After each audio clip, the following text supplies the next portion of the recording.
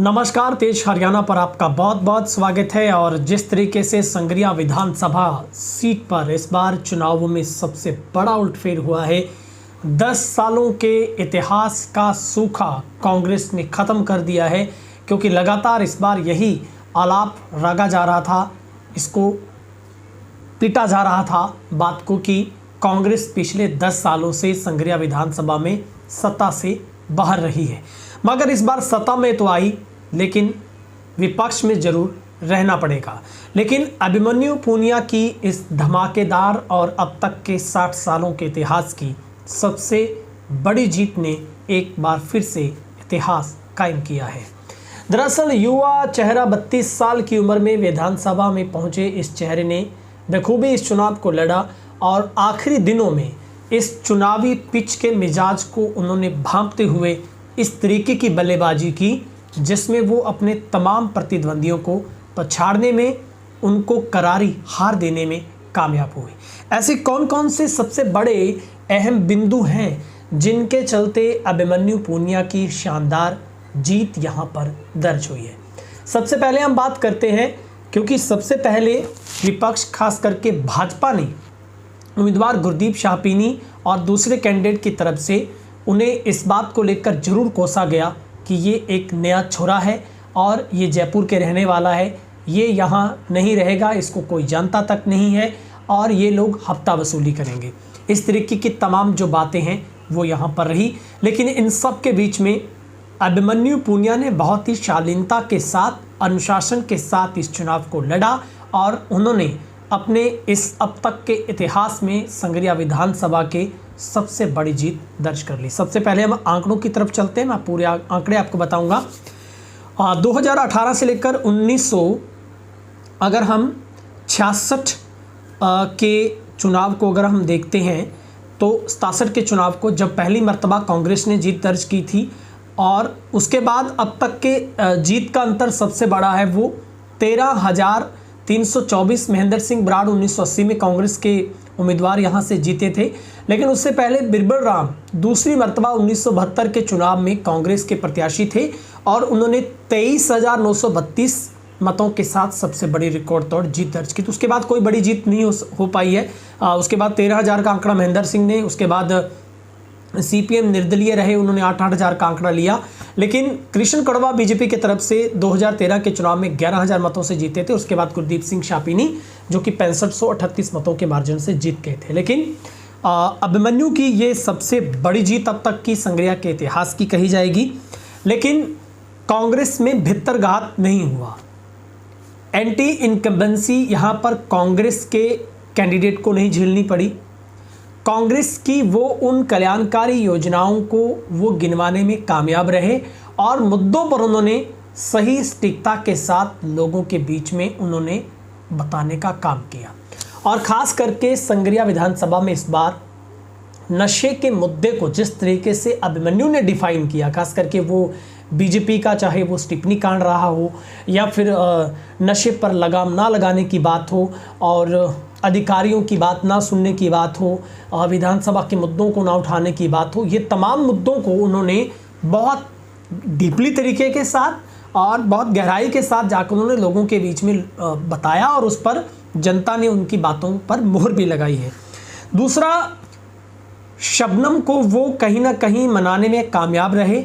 हालांकि शबनम की नाराज़गी और उनके साथ चुनाव को जरूर बनाने की कोशिश की, गिनवाने की कोशिश की कि यहाँ पर शबनम है वो उनके साथ प्रचार नहीं करेगी और उनको साथ नहीं मिलेगा।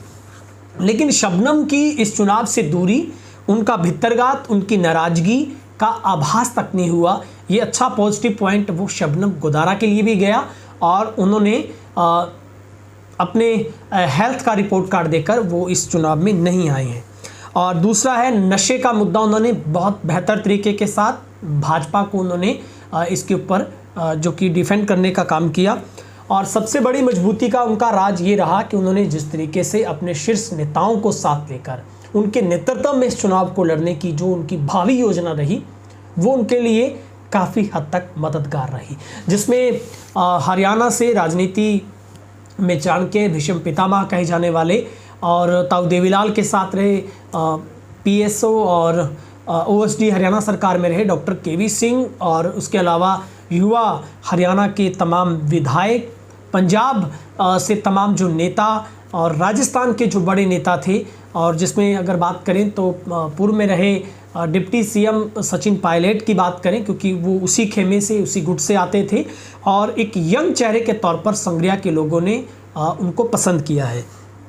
दूसरा, उनकी बेदाग छवि थी, उनकी नेशनल स्टूडेंट यूनियन से लेकर और कांग्रेस यूथ के चुनाव जीतने की उस संघर्षशील कहानी को लेकर, और जिस तरीके से उन्होंने संग्रिया के खास करके युवा वर्ग और शिक्षित वर्ग के जो मुद्दों को उठाने की उन्होंने पैरवी की, और वो राजस्थान सरकार के उस कॉर्नर में, सॉफ्ट कॉर्नर में गिने गए, ये उनकी बेदाग छवि भी उनके लिए बहुत काफ़ी हद तक पॉजिटिव रही है। और दूसरी बात, इस बार संग्रिया विधानसभा की इस चुनावी पिच के ऊपर हमने कोई भी गुटबाजी नहीं देखी है।